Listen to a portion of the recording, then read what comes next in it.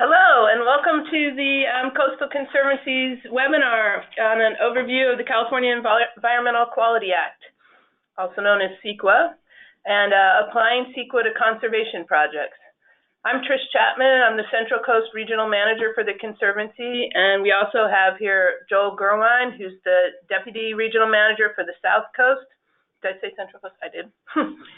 Jeanette McMillan, who's one of our attorneys, Taylor Samuelson, who's our Public Information Officer, and Dan Hosfeld, who's helping us with all the technical issues here.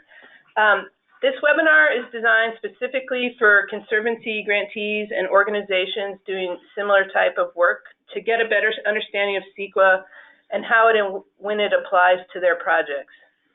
This is not a training on all the details of the CEQA process or how to analyze environmental impacts. Our computer is not advanced. Okay. Here's a brief outline of what we'll be going over today, and at the end we will have time for questions. If you have a question during the presentation, you can submit them using the question box, but we intend to wait until after the presentation to answer questions, but we'll be tracking them as we go along. You may notice that on this slide, it doesn't mention environmental impact reports, or EIRs. Much of what we talk about today is applicable to EIRs, but most of the projects that the Conservancy funds don't require EIRs, so we will be focusing on exemptions and mitigated negative declarations. If you have no idea what that means, just sit tight and we'll get to it. Okay, we're going to start, oops, sorry, I'm having trouble advancing our slides. We're going to have a few questions during this webinar, and we're going to start with one just to help us know how much detail to go into. So we want to start a poll up here to have you let us know how familiar you are with CEQA, and Taylor's going to start the poll. Okay, it's up. Please go ahead and vote. And can you see how many responses we're getting? No, just %. So we'll give you 5 more seconds. Okay. Go ahead. 5, 3, 2, 1, and share. Okay. Taylor, can you read that out for us? Sure. How familiar are you with CEQA? 18% very familiar, 44% somewhat familiar, so the biggest percentage, 25% a little familiar, and 13 of you are brand new to CEQA. Okay. Well, those of you who are very familiar may find that you know everything we're going to talk about. So we'll leave it up to you if you want to continue on. I'm really not able to change the slides here. Okay. So CEQA is 50 years old this year. It was passed to make sure that public agencies consider the impacts to the environment before approving projects or policies or taking other actions. The California Natural Resources Agency is responsible for the upkeep of CEQA guidelines to explain how the law works. And these guidelines are captured in Title 14 of the California Code of Regulations, and specifically sections 15,000 through 15,387. We're going to be referring to specific sections in the guidelines a few places in this training, and so just wanted to explain what that meant. Yeah. Okay, you guys have to help me get a better way to advance slides. So at its core, CEQA is about having decision makers stop and think about environmental impacts before taking specific actions.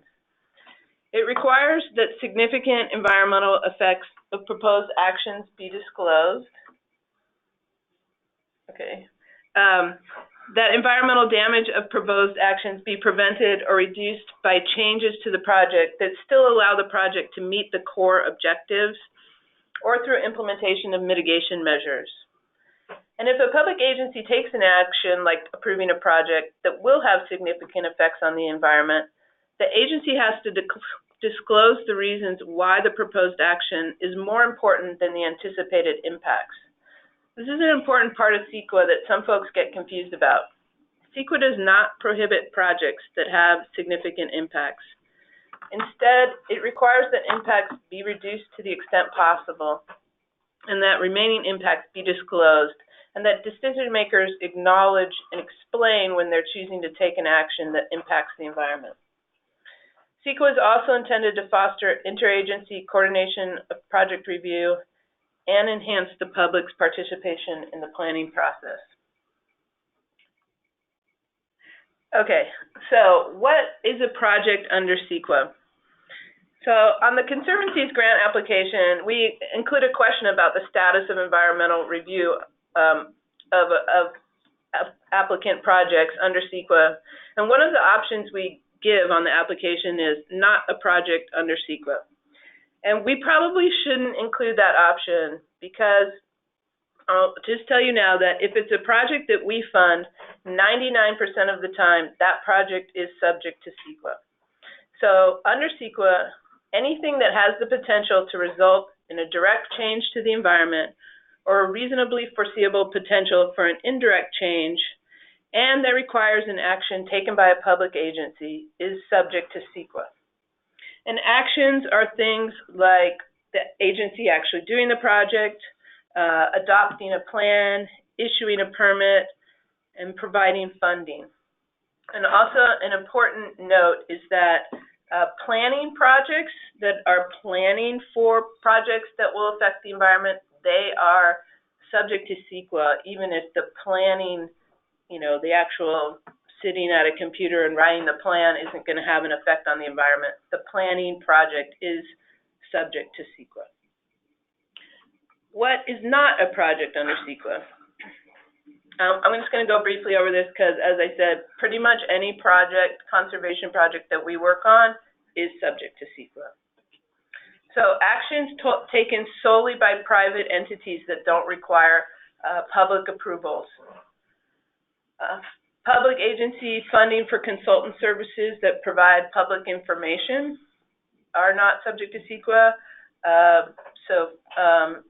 Funding for like electronic applications by a public agency or approval of memorandums of understanding for how agencies may coordinate on a project, even if the project that they're working on will be subject to CEQA, the agreement to coordinate is not. So we are going to have a second poll here and going to ask a little quiz to ask which of these projects is subject to CEQA, and Taylor's going to pull them up, but the options are develop a plan to restore a creek, create an app to provide information about county parks and trails, conduct a research study that involves tagging sea lions to see how deep they can dive, or the Coastal Land Trust acquires an empty lot to consider turning it into a pocket park. And you can pick as many as you think are subject to CEQA. So go ahead and vote. Can we do, you got 5 seconds. 5, 4. We give it a little bit more than that. 10 seconds. 10, 9, 8, 7, 6, 5, 4, 3, 2, 1.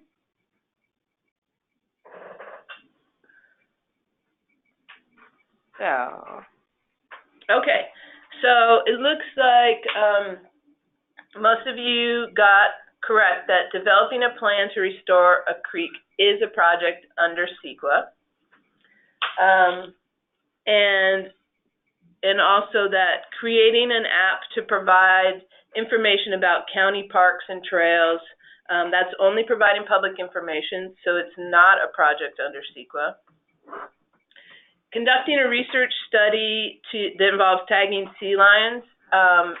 Once you tag a sea lion, you're having an effect on the environment, so it is a project subject to CEQA. But as another example, if the research only involves observing the sea lions from the shore, then that would not be subject to CEQA. And then the trick question here was the Coastal Land Trust acquires an empty lot to consider turning it into a pocket park. So a land trust is a private entity, and a private entity can buy land without having to take, without being subject to CEQA. If a public agency bought an empty lot to turn it into a pocket park, then the project would be subject to CEQA. So that's the difference between CEQA really applies to public agency actions and not to private party actions. Okay, I'm going to hand it over to Joel, who's going to take the next big chunk of slides. Okay, let me see. We seem to have, let's see if we can get this back up in the right view here. There we go.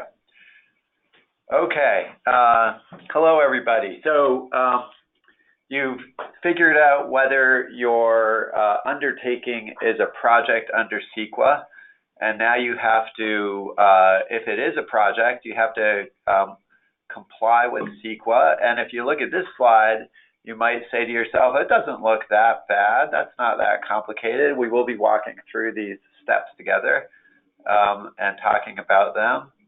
On the other hand, if you look at, whoops, here we're having this problem again. If we look at this slide, here's a more detailed schematic of the CEQA process, and you can see it can be quite involved, but we will touch on some of this stuff, but not get that far into it. The next step, once you've determined that you have a project, is to figure out if your project is exempt from CEQA. So you can see up here, you got the project. Next step, is the project exempt? Okay.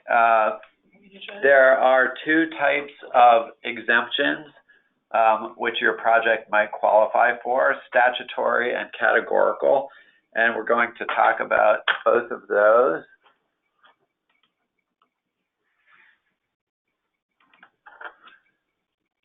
So in terms of statutory exemptions, these are projects which,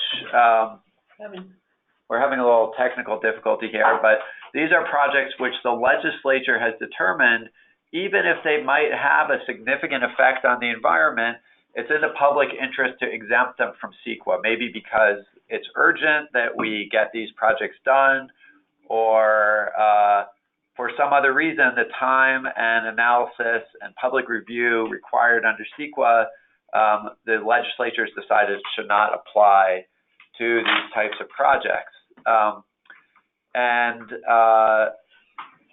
The projects are described that would fit under this exemption in the California Code of Regulations. This would be on the slide if we could get this to work, but we're just gonna, I've been trying the scroll wheel. Every time I hit the scroll wheel, it seems to just, okay, let's see if this works. Technical break. Okay, we're gonna just hold on just a minute here.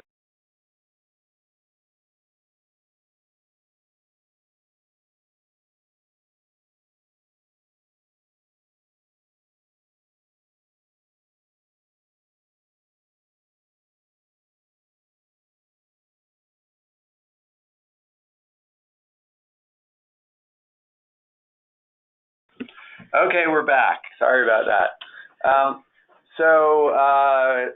As I was saying, the types of projects that have statutory exemptions are laid out in the California Code of Regulations in the section shown on the slide here.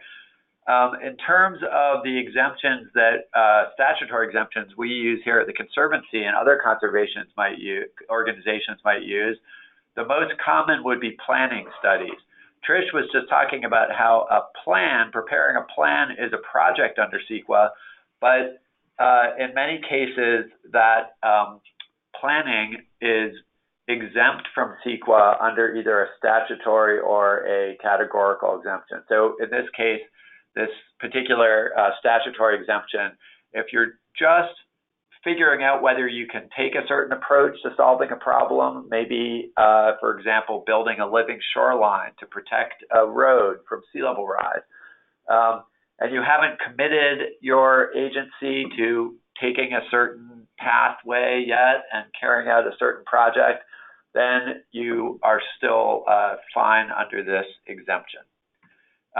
There's a new exemption that is so new it's not in the California Code of Regulations yet, but it has been passed in legislation, and this applies to property acquisitions. As Trish was saying, it is a project if an agency is involved in the acquisition, for example, by providing funding, or if it's a public agency acquiring the land. So if you're acquiring land, that is exempt under the statutory exemption, even if you already have an idea of what you're going to do with that land. So you may be planning to restore wetlands on the property, or maybe you're going to build a visitor center and parking area as part of a park. You're going to have to do CEQA before you can do that restoration or build that visitor center, but you don't have to do CEQA before you acquire the property because of this statutory exemption.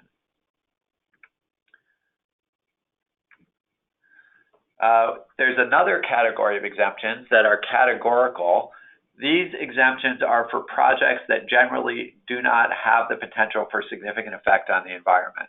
So statutory exemption projects could have a potential for significant effect on the environment, and general categorical exemptions are for project types where there is not that potential. And so they've been established in code here so that you don't have to go through the process again and again of demonstrating that they don't have a significant effect. We can just make that generalization. However, there are circumstances where you can't use that categorical exemption, even if your project type, like a small habitat restoration, would generally be exempt, because there's some kind of unusual circumstances at play that mean that your project could actually have a significant effect on the environment.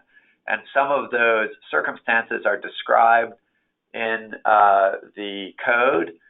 For example, if your project is in an area where there's a critical concern sensitive environment that's there, maybe it's the only population of some listed species, and that habitat, critical habitat, has been mapped and adopted.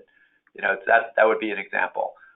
It could be that your project, well, it's not going to have a significant impact by itself, is one of a large number of small projects of the same type, maintenance work or something, that over time, you're going to be doing these in a lot of areas, and over time, there's going to be a cumulative impact from those series of projects.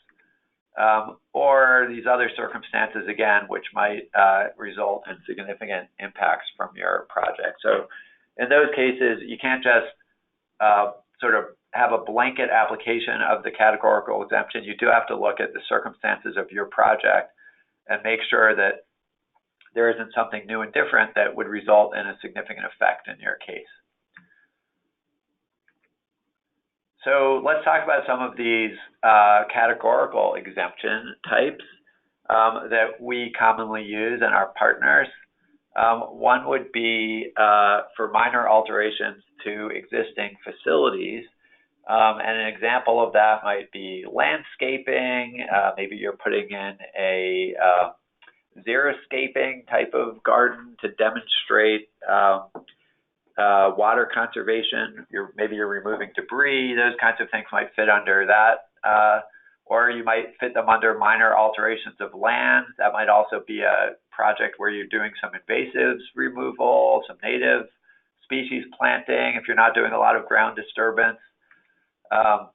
Maybe you're doing a research or monitoring effort, or you're doing a planning study where you need to go out and collect some information, and you're going to be having some physical impact by doing that, but it's a pretty low level. It's not a serious or major disturbance. Then you might use this information collection exemption. There's a number of exemptions related to property acquisition. We talked about the statutory exemption, but before that statutory exemption was established, there were also a number of categorical exemptions which we've used, and others have used pretty commonly. So if you're acquiring lands for wildlife conservation, if you're acquiring land to create parks. This open space contractor easements one is often used for agricultural conservation projects. If you're protecting historical resources, there's another exemption that would fit that type of project. So many property acquisitions are exempt if they fall into these different categories. Another very common and useful categorical exemption is for small habitat restoration projects. This one applies as long as your project is no more than 5 acres in size, and people use it for revegetation of disturbed areas, for small wetland restoration, stream or riverbank revegetation, fish passage projects sometimes. But you can only use it, again, if you're confident that you won't be having a significant impact on listed species or their habitat, you're not going to be removing or disturbing hazardous materials, and you're not going to be having significant cumulative impacts. This can be a little tricky sometimes because often if you're doing a fish passage project, for example, there's going to be listed fish like salmonids that are present in your project area, and you might have a temporary impact even though the project as a whole is going to be beneficial. So one of the things that was kind of written into this exemption is that as long as you're following the published guidelines of the Department of Fish and Wildlife or NOAA Fisheries, so that you're doing everything you can to avoid, minimize, and mitigate any potential temporary impacts from, whether it's from direct impacts to individual fish or whether it's sedimentation that could impact their habitat, then you can still use this exemption. Okay, so let's say that your project is exempt, then you are not going to have to prepare a full environmental document, but you do typically file a notice of exemption. An agency would typically file a notice of exemption. And this is something that would be done by every public agency that is taking a discretionary action related to the project. So every funder, public funder would be filing this.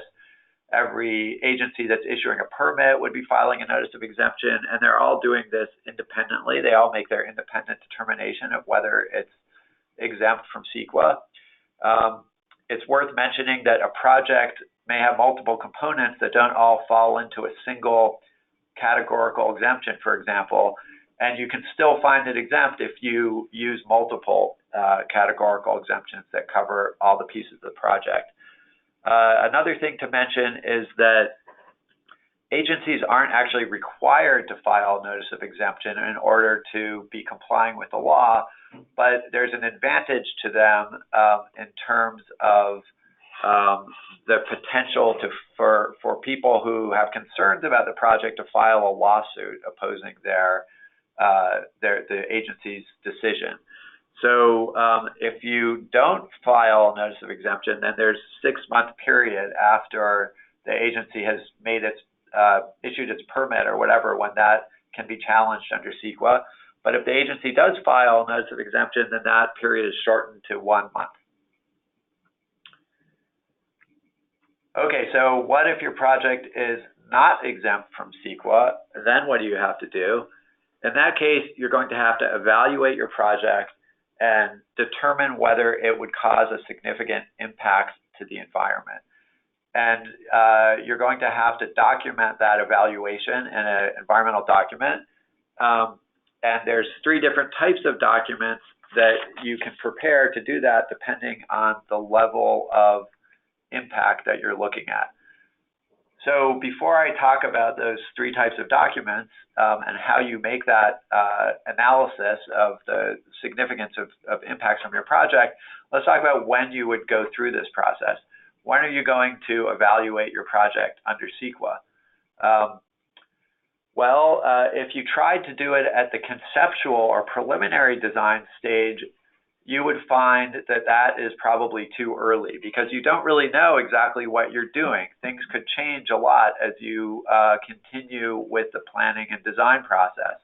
And for CEQA, you really need to have a pretty good idea of what the project is going to be. You have to be able to write a detailed project description and then evaluate the actions under the project and figure out what their impacts are going to be.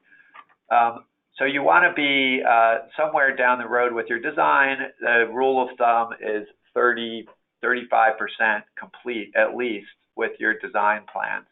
And that's a bit of a mushy number, what exactly that means, but it gives you kind of an idea.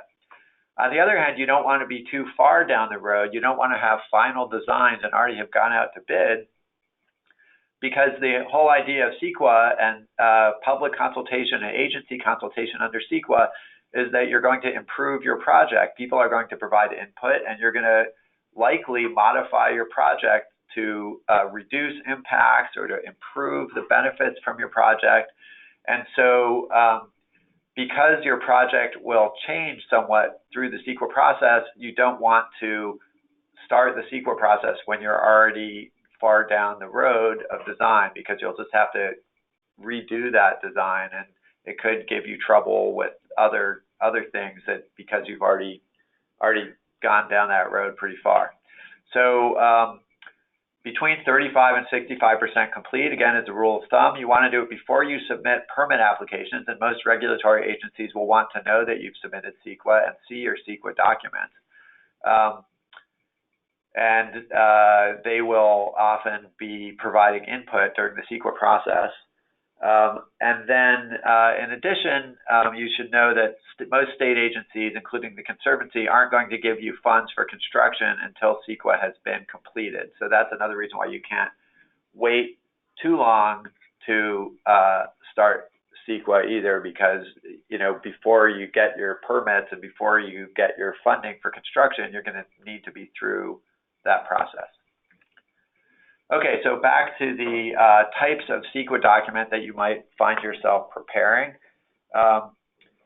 There's a negative declaration where you determine that the project really isn't going to have any impacts that rise to a significant level. And similar to that is the mitigated negative declaration, where the project could potentially have significant impacts, but you can identify things you can do, mitigation measures, we'll talk more about those later, which will reduce the potential impacts to less than significant. So for both those types of documents, where you end up making the determination that there will be no significant impacts from the project, you don't have to look at alternatives, different ways of doing the project. And you're going to have to adopt findings. The agency will adopt findings saying there's not going to be a significant impact from this project as designed and mitigated. And if you're including mitigation measures, you're doing a mitigated neg dec, then you're going to end up including what's called a mitigation monitoring and reporting program, where you describe all of those mitigation measures, who's making sure they're happening, and so forth.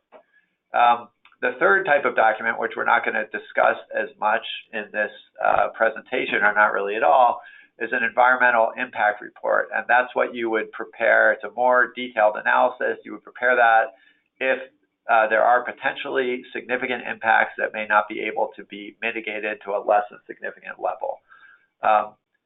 In that case, you have to look at alternatives to the project, including the no project alternative, like what would be the impacts of not doing anything. Maybe that's the best thing to do for the public. So you go through that analysis. And if you do find that there are potentially significant impacts at the end of this EIR process, then the agency is going to have to adopt a statement of overriding considerations, where they say, we recognize that there are potentially significant impacts from this project, but the public benefit of doing the project outweighs the adverse impacts, and we're going to do it anyway. And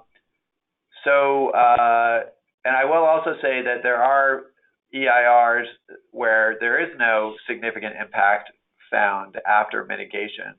One of the reasons why you would do that, for one case, would be that you weren't sure that's where you would end up when you started the preparation process, or the project is controversial. So you can see in this top row here that we talked about, we identify that you would do this if there are potentially significant impacts, or controversy related to the project. So if you think that there are opponents to the project who are going to question your environmental analysis and might just want to use whatever measures they can to slow down or block the project by filing a lawsuit, then you would be better served by preparing an environmental impact report, because it's relatively easy to file a lawsuit in a project where there was a mitigated negative declaration under CEQA, and then you may find yourself being required to prepare an EIR anyway. So in that case, you might just want to start with an EIR in the first place. Okay, so in the preparation of the CEQA document, there are three types of agency roles. There's the lead agency. The lead agency is the agency that has the main responsibility for carrying out or approving the project. The responsible agency, these would be agencies that provide funding, that provide permitting, or some other kind of approval. The Coastal Conservancy would typically be a responsible agency.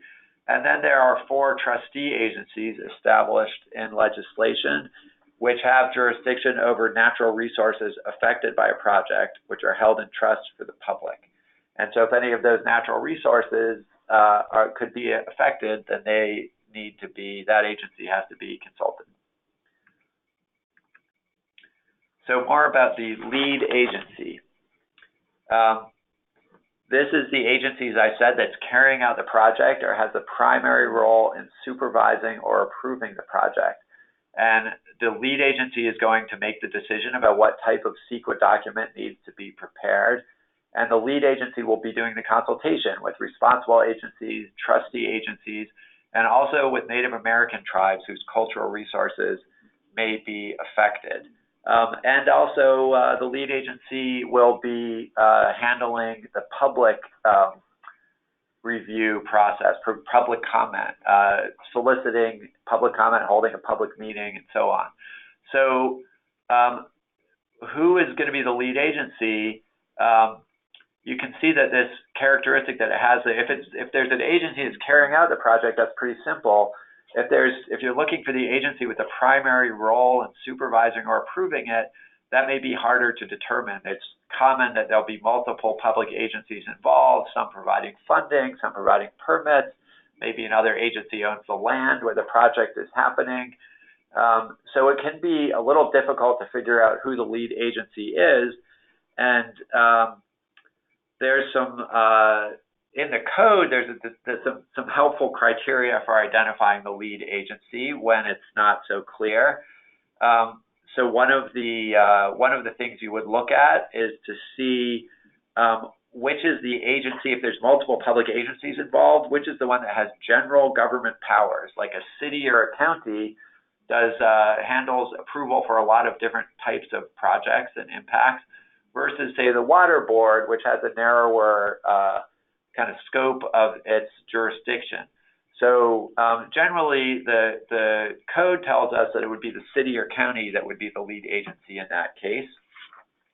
Or if, even after thinking about that particular criteria, it's still not clear who might be the lead agency, then it would be the first one to act, the public agency that acts first on the project. So that's kind of the legal suggestions about how to figure out who the lead agency is. In practice, being the lead agency involves a certain amount of work. And so when you're trying to do your project and you know you have to comply with CEQA, it's also going to be a question of identifying an agency that's willing to take on this role. And so that's also something that you'd want to be talking, if you're not a public agency yourself, you want to be talking to the agencies involved to help identify who's going to carry out this role. And you may find you have to convince somebody that it's worth their while to put in that effort. Okay, so the responsible agencies, as I mentioned, these are agencies that have some discretionary authority or approval related to the project, whether it's funding or permits or allowing the use of land. They're not preparing the environmental document, but they're going to be reviewing the lead agency's environmental document and making independent findings about the project's environmental impact. So they're going to, these responsible agencies are going to issue their own notice of determination saying, yes, we reviewed this environmental document, the EIR or mitigated neg deck, and we agree with the findings that the project won't have a significant environmental impact. What if they don't agree? What if this responsible agency says, you know, we reviewed this environmental document and we think it's inadequate, it didn't look carefully enough at this resource issue, or we don't agree with this finding? Then what happens? Well, the responsible agency could decide not to issue a permit or provide funding, for example, or it could require the lead, it could say, you know, I'll give you funding, but only if the lead agency goes back and does some more analysis under this particular, you know, the aesthetic impacts of the project to really support their conclusion that it's less a significant impact in a more robust way. So they could require additional analysis, or they could require additional mitigation measures. They'd say, you know, we'll do this, but we're going to require you to plant more trees elsewhere to make up for the ones that you're cutting down for this project, for example. So the responsible agencies could do that, and you can imagine that those new requirements after the environmental document has already been prepared could really slow things down. So it's really in everybody's interest to have the responsible agencies involved to be consulted when the environmental document is being prepared, so that everything goes more smoothly and the responsible agencies all agree with the findings of the environmental document that the lead agency is prepared. So now it's time for a quiz.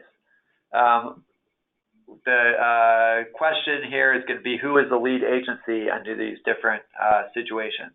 So we'll start with this first case where the University of California is doing a fish passage project, and they're going to remove a barrier to fish passage on their property. The Coastal Conservancy is providing funding for the project, and the project's going to require permits from the county and from the State Department of Fish and Wildlife. So a lot of different agencies involved. Who is the lead agency? Let's put up the poll.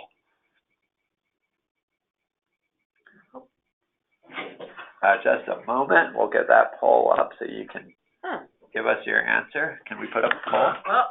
Oh, okay. Are people seeing the poll? We're seeing it here, but not under the audience view here.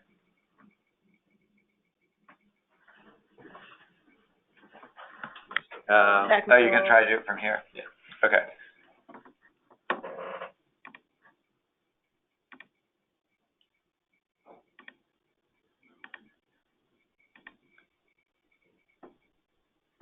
Okay, there we go. Sorry about that delay. So just give you a few seconds to respond here. Maybe remind them of the scenario. Right, so the University of California is doing a fish passage barrier removal project on their property with funding from the Coastal Conservancy, and they're getting permits from the county and CDFW. All right, let's close the poll. And most of you are correct. The University of California is a public agency, so it can serve as a lead agency under CEQA, and in this case, it is implementing the project. So they're carrying out the project, and therefore they are the lead agency. It's also on their property, which is another reason. But people who said the county, it's true that if the University of California was not a public agency that could take on that role of lead agency, the county would be the agency with the general government powers that we would typically want to take that role of lead agency. Okay, so looking at the next poll, the next scenario here, in this case, we have a nonprofit organization, Ducks Unlimited. So they can't be the lead agency. They're a nonprofit. They're going to carry out a wetland restoration on land owned by the Department of Fish and Wildlife, and they're going to need a grading permit and a coastal development permit from the county, and they're getting funding from the Department of Fish and Wildlife and the Coastal Conservancy. So in this case, who would be the lead agency? Let's launch the poll. There we go. And give everyone a chance to make their selections.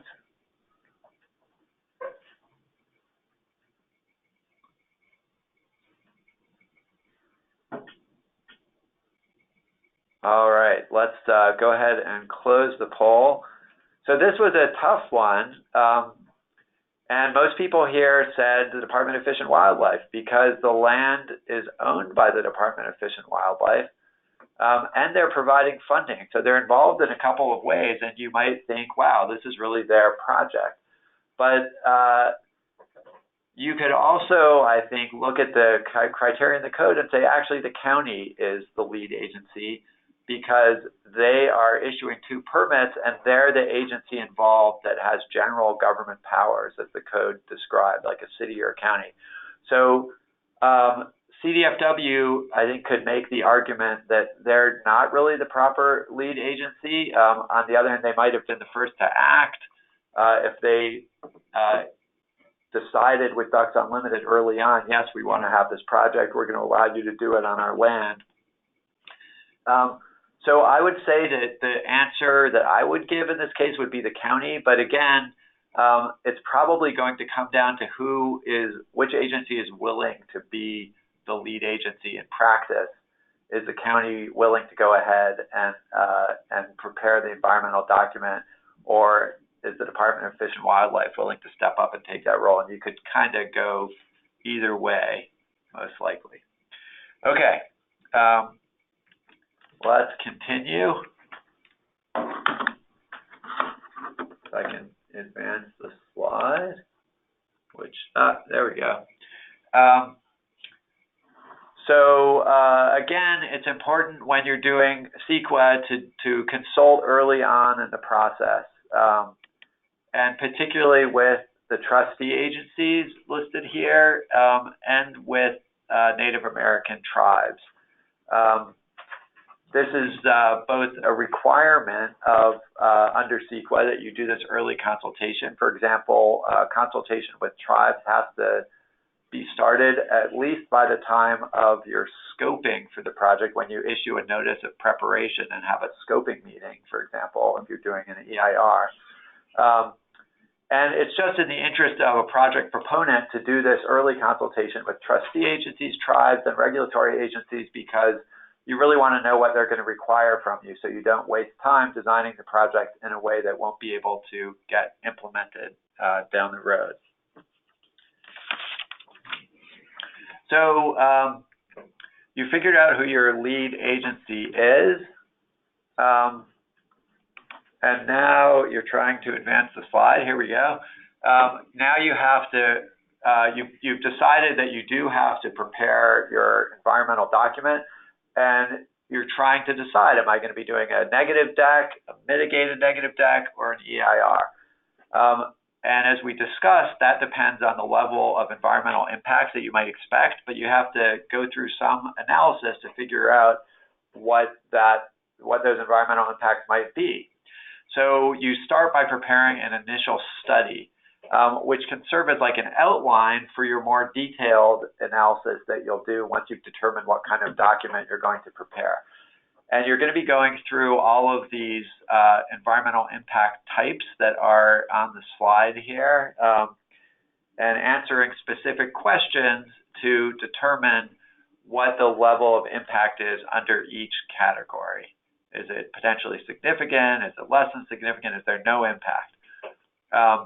And as we said, it's the lead agency that is going to be preparing this initial study and then using it to decide what type of document they need under CEQA. So just to take a little bit deeper dive into the initial study, in each impact category, you're going to have to go through specific questions that are used as you prepare every initial study. So, for example, are you going to be filling a wetland?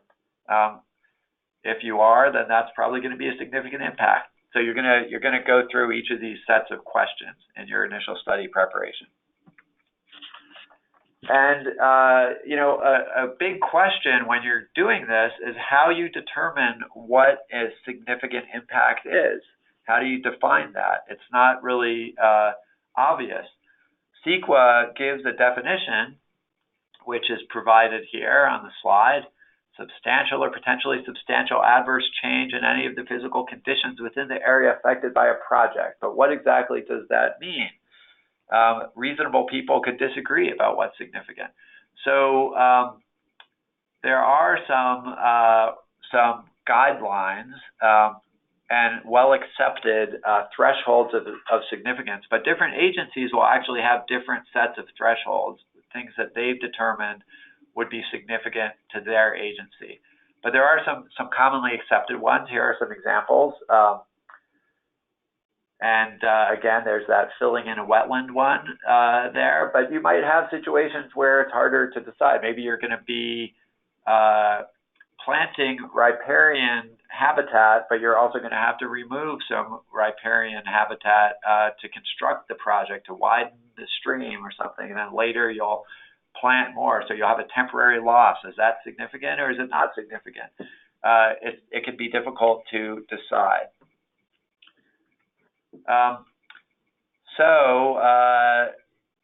Moving on to the mitigated negative declaration or negative declaration, these two different levels. This is the kind of project the document we're going to talk about in more detail in this presentation.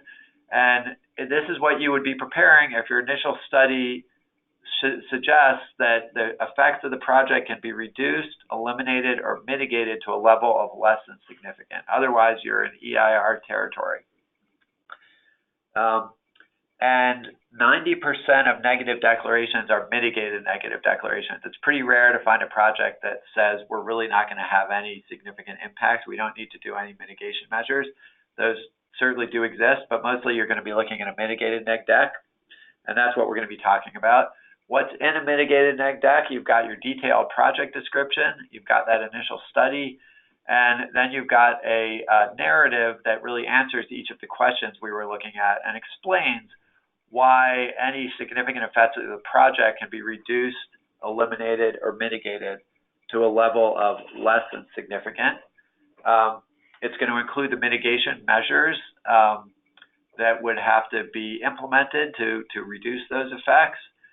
And then you're going to be putting this document out in draft form for public comment, providing an opportunity for the public to comment on it and for agencies to comment. And then you're going to have the lead agency will respond to all of those comments. So the final form of this document that will be adopted will include those public comments and responses to comments. And then, as we mentioned before, if you do have mitigation measures, you'll have a mitigation monitoring and reporting program that will also be prepared and adopted at the same time as the negative declaration is adopted. So with that, I'm going to pass it back to Trish to talk about mitigation. Okay. So as Joel just said, for negative declaration and also for environmental impact report, the lead agency must identify feasible mitigation measures for each significant impact. And rarely you can't find any, but that does occur. But generally there is something feasible that you can do to reduce the impacts. The lead agency also has to include any mitigation measures that are identified by the trustee agencies, the 4 trustee agencies Joel showed you: CDFW, State Parks, State Lands Commission, and the UC Natural Reserve. So mitigation measures can reduce impacts in different ways, and I'll just give you an example. Assume you're building a multi-use trail and a segment goes through an oak woodland. The best, the highest level of mitigation is just to avoid impacts to the mature oak trees by rerouting the trail to either avoid those trees or reroute it to avoid the woodland altogether. Second choice would be to minimize impacts. So if you can't avoid the trees, maybe you can route the trail so that you don't have to remove trees, you only have to remove limbs. That would be minimizing an impact. The next choice down would be what's called rectifying mitigation measure. And that's where, okay, you do have to go ahead and remove some mature oak trees, but you're going to plant new oak trees elsewhere on the property for every oak that you've had to remove. And then the fourth way is basically paying for your impact. You can compensate sometimes, there's an option. And so, for example, county might have a fund that purchases conservation easements over oak woodlands, and so part of your mitigation or part of it could be to contribute to that fund. One thing I want to point out is that for your projects, if you are removing trees that are in any way protected, you'll almost always be expected to replant the same species in higher quantity elsewhere in your project area to rectify the impact. And the reason you have to generally replant at a higher quantity is because if you remove a mature tree and replant with a seedling, you're not getting back equal habitat value.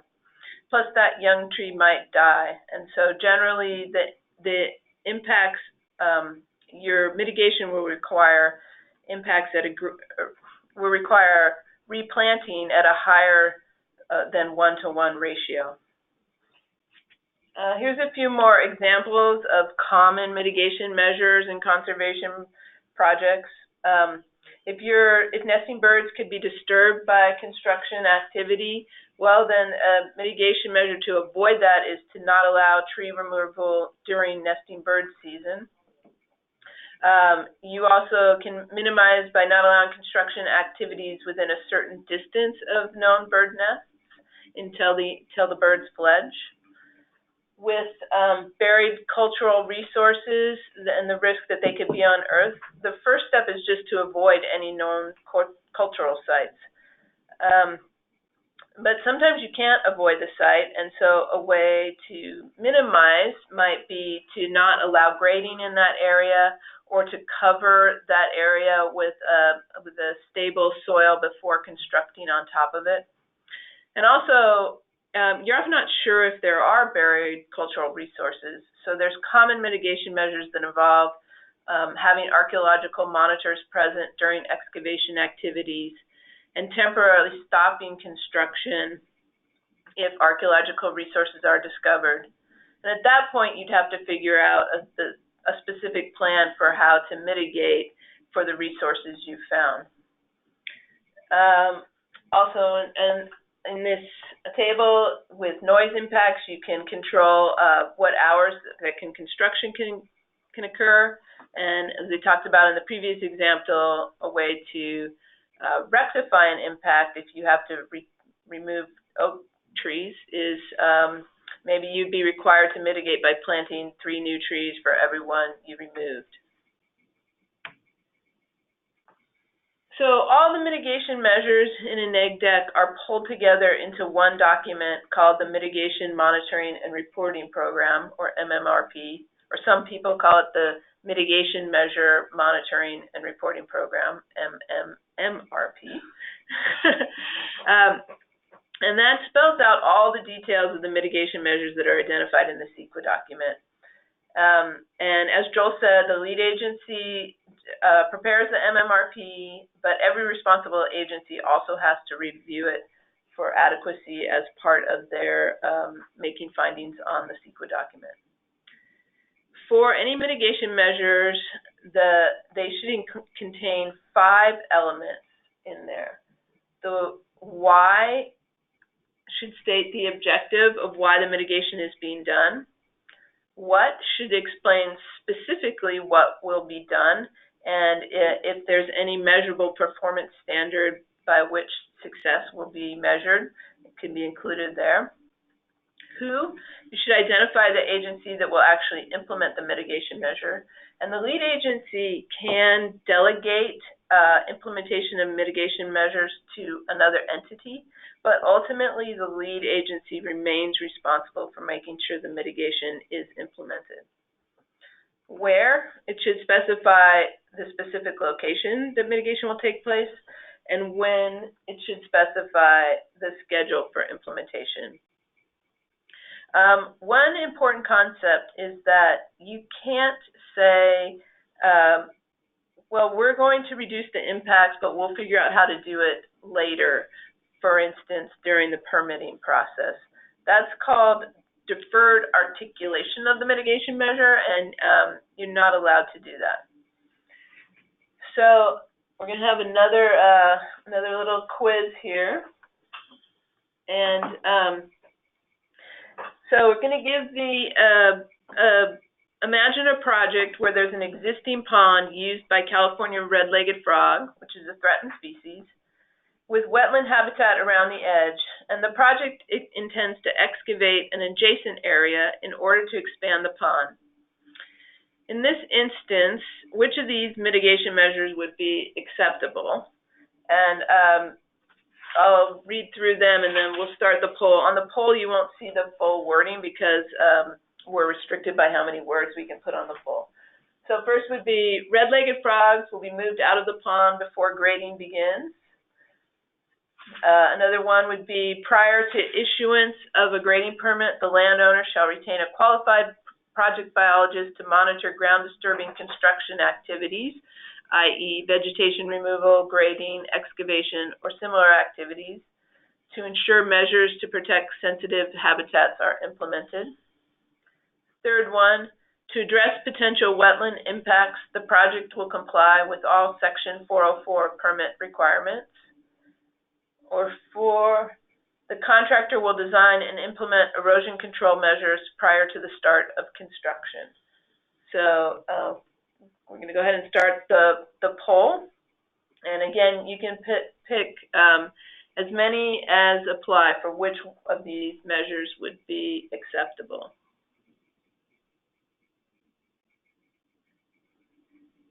Just give everybody a few minutes to respond. We're still getting answers coming in.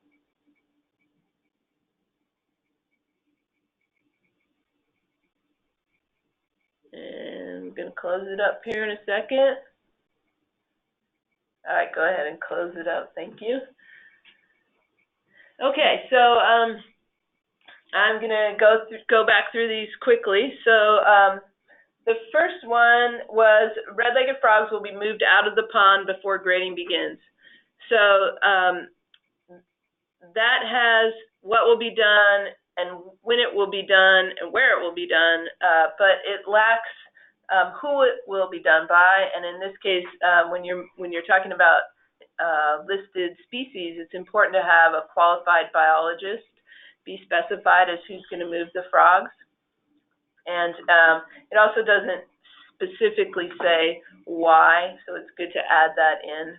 But, sometimes the why gets skipped because it seems obvious, but always helpful to include all 5 elements. The second one,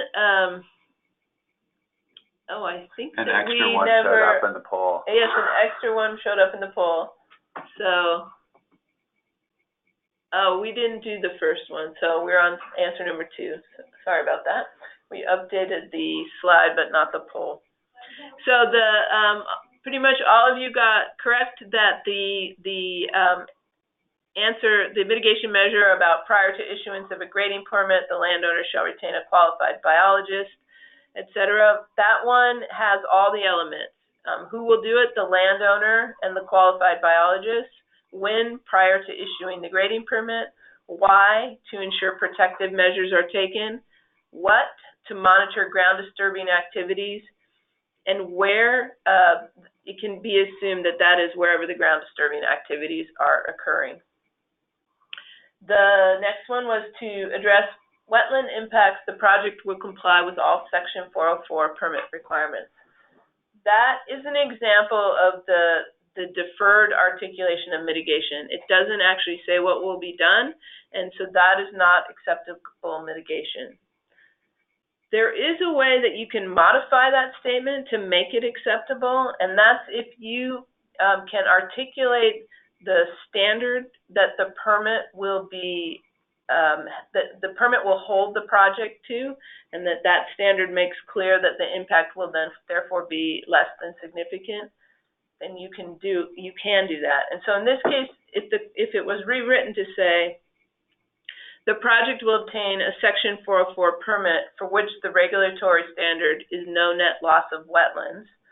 To address potential wetland impacts, the project will comply with all Section 404 permit requirements.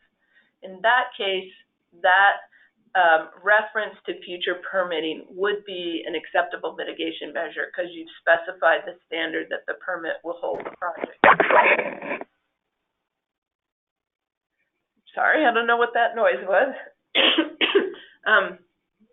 And in the last one about the contractor will design and implement erosion control measures prior to the start of construction. This could be sufficient for projects with only a small amount of soil disturbance, but if your project will move a lot of soil or be immediately adjacent to a sensitive resource like a river or a frog pond, then the document really should specify the types of best management practices that would be implemented. And the mitigation measure could also reference the stormwater pollution protection plan that would be required for the project. Okay, so we can close up the poll. Oh, you did? Okay. So at the end of the projects, once you've done your negative declaration, you've put it out for review, you've responded to comments and modified the mitigation measures and other elements of the document, you've created your MMRP, and at that point, the last step is to file the notice of determination. And filing the notice of determination is not optional, as the notice of exemption is. You must sign it, and you must file it. And both the lead agency and any responsible agency has to file a notice of determination for a project they're involved in. This is a sample of it. Filing the notice of determination. Can you advance the slide? We continue to have slide advancement challenges. Oh, there we go. So filing a notice of determination requires paying a fairly hefty fee to California Department of Fish and Wildlife. For an EIR, the fee is currently over $3,200, and for a neg deck over $2,300. And just please note that these prices go up periodically, so this was the fee at the time that we drafted the presentation, but it won't remain current. Now, the lead agency pays this fee when they submit their notice of determination, and when a responsible agency submits its notice of determination, they don't have to pay the fee as long as they have a copy of the receipt for the lead agency's payment. So the Coastal Conservancy is normally a responsible agency, and so for us, it's very important that you get the receipt from the lead agency, whether if you are the lead agency or if you're a project proponent working with a lead agency, you need to get a copy of that receipt so that responsible agencies don't have to double pay it. Also, there's an occasional case where you might feel that if your project really has no impacts on fish and wildlife habitat, then you can ask the California Department of Fish and Wildlife to complete a form called a no effect determination. And if CDFW agrees that your project has no impacts on fish and wildlife habitat, then you don't have to pay the notice of determination filing fee. And I just want to point out that that standard is not no significant impact. It's no impact at all. So in our conservation projects, it's not super common. Okay, moving on.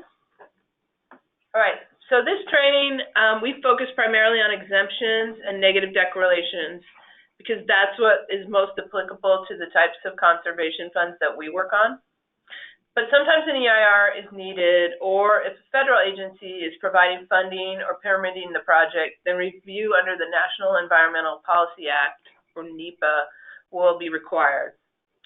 So if you have an EIR, you have to do the full process shown on the left of the screen.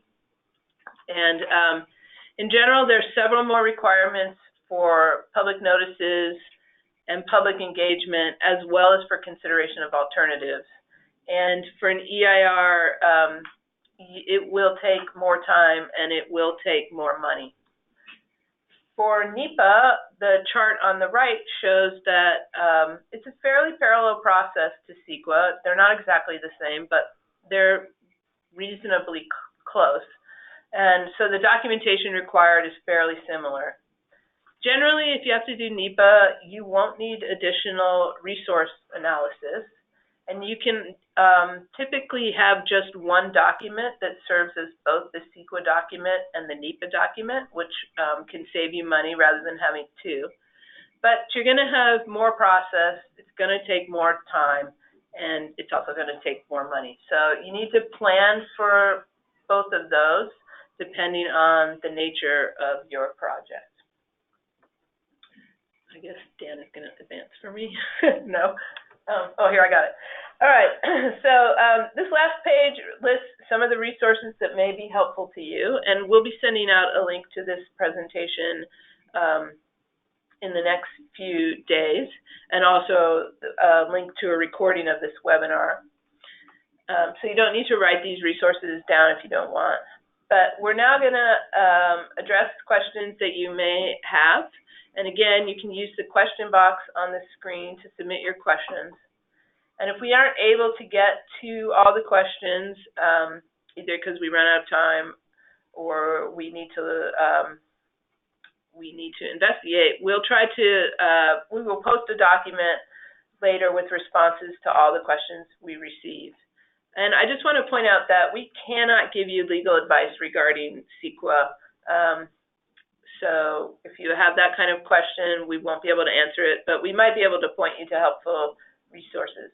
So I'm going to pass it over to Jeanette now. And Taylor, who's, I guess, on the phone, and they're going to handle the questions. Hi, so I'm Jeanette McMillan. I'm one of the attorneys here at the Coastal Conservancy, and I'll be trying to answer some of these general questions that have been submitted during the webinar. And if Joel or Trish hear anything that you want to jump in on, please feel free.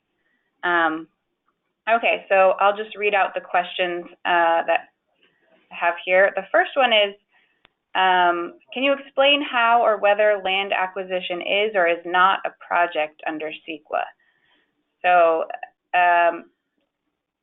land acquisition, if a public agency is involved, would be considered a project under CEQA because it has the potential to have a direct impact on the physical environment, because you might be doing something different on the land when you're acquiring the land. Can I want to clarify too, actually, on the example we gave with the coastal land trust buying an empty lot, and I said that that was not a project under CEQA because it was a private action that doesn't require any public approval. That's true if they use their own money. Mm-hmm. If the Coastal Land Trust gets funding from a public agency, then the granting of those funds makes the project then for that agency a project under CEQA. Mm-hmm. I have a couple of other questions here related to that. So one question said, please provide an example of a private project with no public agency approval requirements. So for example, a private land trust might own land, and they might want to change the landscaping on their own privately owned land. Something that they're doing with no public funding that doesn't require any public permits or approvals. That would be a purely private project. No public agencies involved in either funding or approving it or carrying it out. So that would not be a project that is considered applicable, where CEQA is considered applicable. Okay, I've got one other question here similar to that. In general, is acquisition CEQA exempt even if a private nonprofit uses public funding? So this seems to go to the new statutory exemption for acquisitions of land, where that exempts the acquisition stage from CEQA that Joel was describing as a statutory exemption.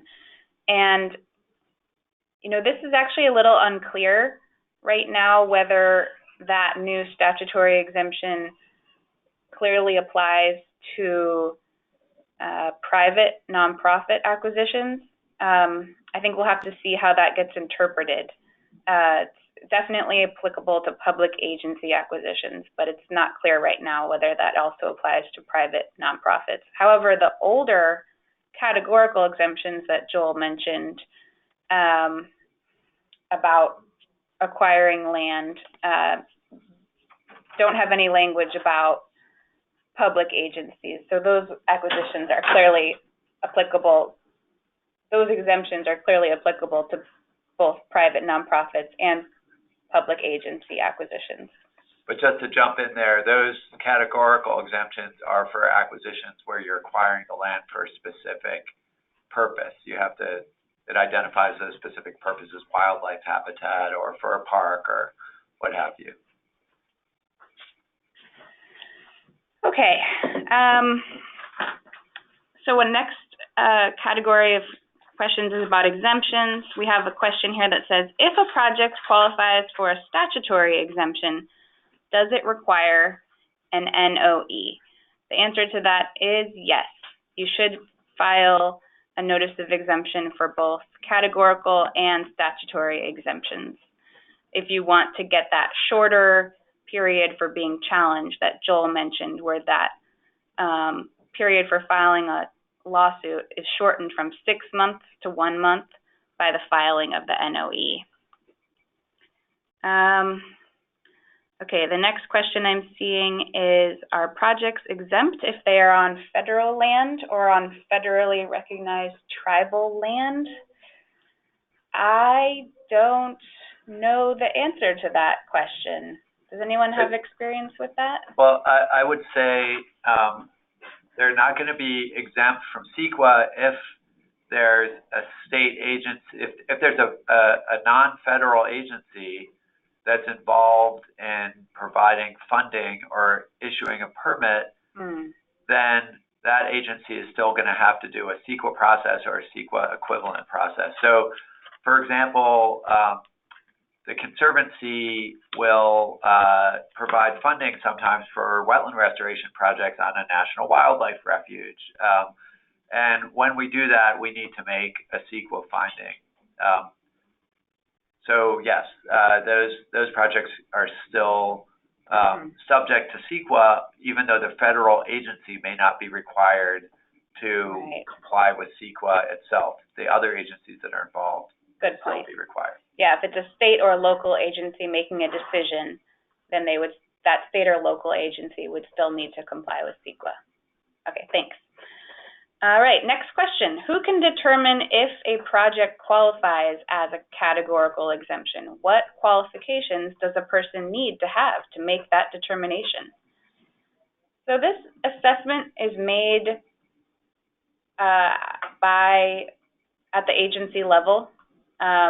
We actually ask our grantees potential grantees on our grant application to present their initial thoughts about whether their project qualifies as categorically exempt. And so then we would work, our project, Coastal Conservancy project manager would work with the grantee to make clear whether the project does comply with the exemption, and that would be explained in our staff report. That's how we do it here at the Coastal Conservancy. Right. The next question is about agency roles, and it asks, do state agencies have to be responsible to county permitting? And the answer to that is yes. So state agencies have to get permits from the county just like everyone else. Next question is, does one trustee agency have to be responsible to another trustee agency? And the answer to that is also yes.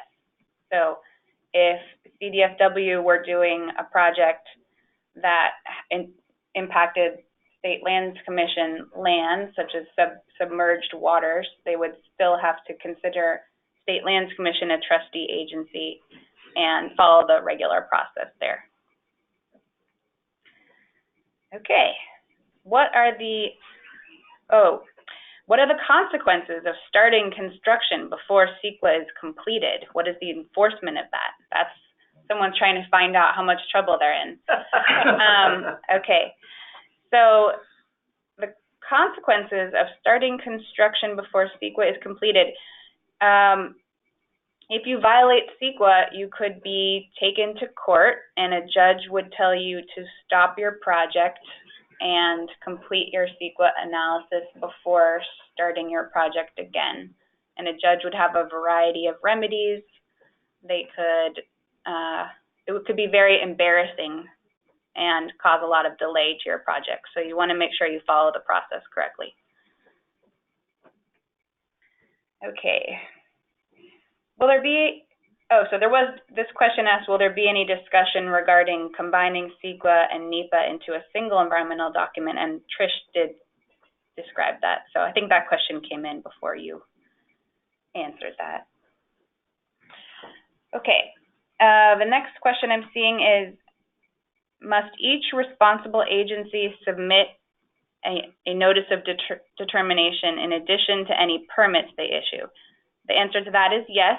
So the notice of determination is the document that summarizes the CEQA decision, and the permit is the actual substantive work of that responsible agency. So, for example, it might be the Air Resources Board issuing a permit to cause a certain amount of air pollution, and they will look at, as a responsible agency, that the Air Resources Board would be looking at this CEQA document to advise them about whether they should make a particular CEQA findings and make a notice of determination and approve that, the CEQA analysis.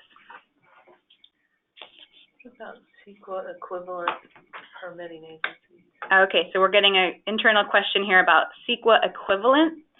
That might be a little bit of a advanced CEQA topic, but it is maybe enough to just mention that some agencies, like I believe the Coastal Commission, some other agencies have permitting processes that are close enough to a CEQA analysis that they're able to combine those processes into one document.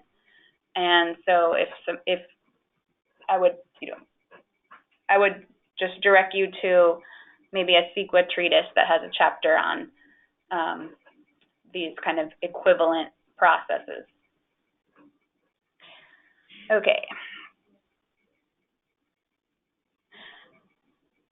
The next question I'm seeing is related to Native American tribes. Does the Conservancy advise when there is more than one tribe or Native American group claiming a connection to the property? So this is not as much of a CEQA question as a question about Conservancy processes related to tribes. I mean, you want to jump in here? Yeah, it relates to CEQA just in the terms of the consultation, and actually there was legislation, AB 15. I want to say 52. AB 52 in 2015 that established a process for consulting with Native American tribes where agencies are supposed to have asked the tribes in the state if they are interested in being notified about projects in certain geographical sections of the state. So it could be a county, it could be just a mapped out, maybe it's the ancestral territory of the tribe, and if a tribe responds and says, yes, we want to know about all the projects in Humboldt County, for example, then the agency is required to notify them as part of the CEQA process when they're undertaking a project in that area. And if there are multiple tribes who say who respond by saying they're interested in projects in a particular area, then the agency should consult with all of those tribes that have made that indication. So the answer is at the Conservancy, and I think other agencies would also be required to do this under that law, we do consult with multiple tribes, with all the tribes that have indicated an interest in projects in a particular area. Okay, so the next question is about notice of exemptions, how much effort / how large of a document is a notice of exemption for an exempt project? That is just, I think, a one-page document, pretty low level of effort. You just have to fill out a one-page document, and then the lead agency will file that. There's usually some sort of other documentation in the file that describes the project enough for you to have made that conclusion. But in terms, formal documentation is the one. Just a one page. Yeah. But you'll need to have enough information about your project to be sure that it complies with the exemption. And you want to also just make sure you are confident that this project will not actually have a significant impact on the environment. So you want to make sure you understand enough about the project to be confident that it should be exempt. Okay.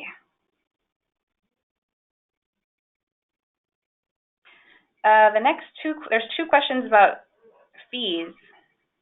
Does a state lead agency have to pay the CDFW fee even if CDFW is the lead agency? That is a fun question. I don't know. Would CDFW have to pay its own fees if they're the lead agency? That's something I don't know. We can try to look into that and follow up on that later.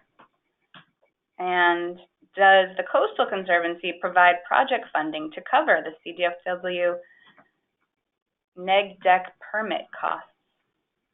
We can. We certainly have provided funding for filing fees in the past. Yeah.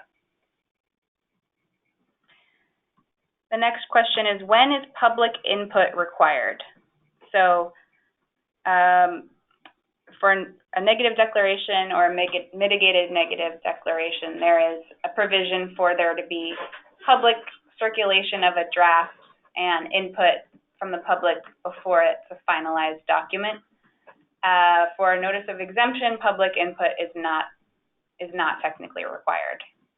And then for an EIR, there's an additional public comment during the scoping period after you issue a notice of preparation, which you don't have to do for a neg deck or a mitigated neg deck, I believe. And you also have to have public meetings right. for an EIR.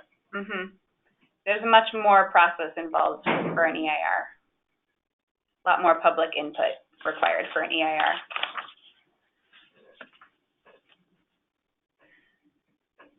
The next question is, could you explain the difference between a categorical exemption for a ministerial approval versus it not being a project?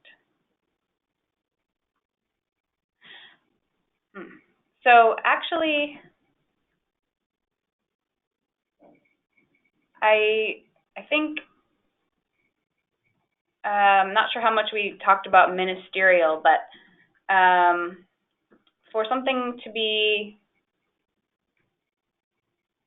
important to analyze under CEQA, it needs to be a decision that the agency needs to make. So if something is ministerial, there's no discretion for an agency to go one way or the other, so there's really no point in doing a CEQA analysis for a ministerial project. However, if it's a discretionary approval, then you want your CEQA analysis. So just to put that another way, a ministerial project, which again is a case where there's no discretion and you're just, if a project meets certain requirements, then you're issuing the permit. This would be, for example, like if someone applies for a driver's license and they meet the requirements and they pass the test, then you give them a driver's license. It's not a discretionary action. So a ministerial action like that is exempt from CEQA, and you wouldn't find it under a categorical exemption. The statute just says ministerial decisions are exempt. So it's not like under statutory or categorical exemptions it says ministerial things.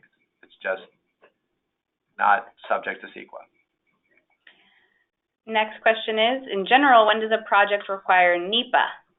So NEPA is also another outside the scope of this webinar, but my understanding is it's generally when there is a federal action. So a federal agency taking some kind of action. So for the projects we work on, frequently it's because you need an Army Corps permit or you're getting federal funding. But one thing to know is that if you're using an Army Corps, either one of their nationwide or regional permits, like permits that already exist that your project fits under the conditions of that permit, NEPA's already been done, and so your project wouldn't have to do an additional NEPA. That's getting into the whole world of permitting. But. Okay. Do you do tribal consultation regarding tribal cultural resources for NOEs? And so when the project is exempt from CEQA, you don't need to follow any CEQA processes. However, the Coastal Conservancy has completely outside of the world of CEQA, we have a robust tribal consultation policy, and I think a lot of other state agencies do as well. So we always make sure to consult with tribes before we bring any actions to our board for approval, even if the project is exempt. But there wouldn't be a CEQA tribal consultation.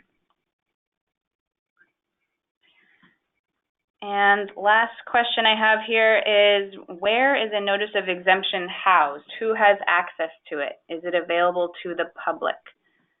So I believe the notices of exemption are all going to be at the state clearinghouse, which I think the website, we have, it's up there on our helpful resources page, OPR State Clearinghouse, and then CEQA.net. You can search CEQA.net for all these CEQA documents as well. And all those are public documents. There are more questions that come in since those that I don't know if we have time and capacity to go through them. Do you want to pick like 2 or 3 more questions and then we'll finish up? Okay. Great. So one question that came in is the Conservancy able to prepare programmatic CEQA for projects being funded by the Conservancy, similar to what the NOAA Restoration Center does at the federal level? We don't do that right now, but that's an interesting suggestion, and we'll take that. We'll keep that in mind, but we don't have any available programmatic permits. But I will mention that there is an effort. There's understanding. We recognize that permitting and CEQA can take a lot of time and a lot of money, and can be an obstacle to getting projects done. And we certainly want to facilitate lightening that burden whenever we can do that responsibly. So we are involved in helping on an effort for statewide expedited permitting for aquatic habitat restoration projects right now, and there is a state agency, the Water Board, is involved in looking at setting up a kind of a programmatic permit, and is doing CEQA on that programmatic permit. So that's kind of what you're describing that the NOAA Restoration Center did. It's been very helpful. It's a great effort, and we are participating in efforts to do that on the state level, although we haven't done a programmatic document ourselves.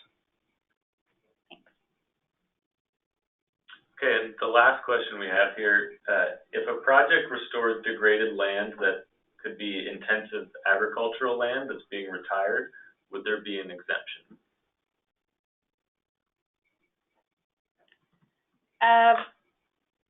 That may or may not fit into for example, the small habitat restoration project land, if it's under 5 acres. That would just be a fact, you have to look at the particular facts of that case. And it would depend what the restoration involved, I think, for example.